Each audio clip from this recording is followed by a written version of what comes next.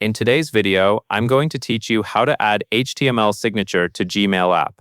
To do this, you will start in Gmail on a computer browser, because HTML signatures are managed in Gmail settings on the web. Once you save the signature there, it will also be used when you send messages from the Gmail app, as long as the app is set to use your account signature.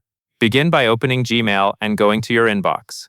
Make sure you are signed into the correct Google account before you change anything, especially if you manage more than one inbox.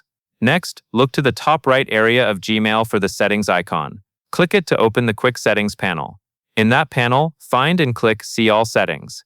This takes you to the full settings page where signatures are created and stored.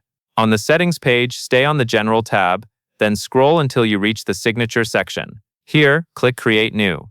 A small box will appear, asking you to name your signature.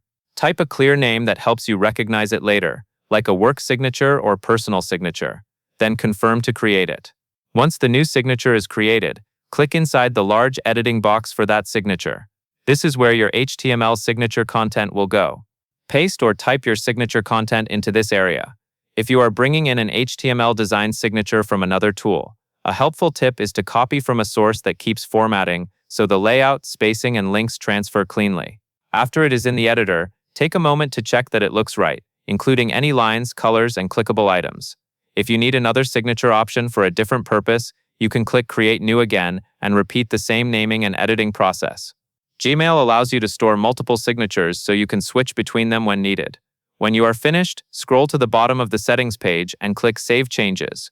This is important because Gmail will not apply your signature until you save. After saving, your HTML signature is now attached to your account and will be available in the Gmail app when you compose an email.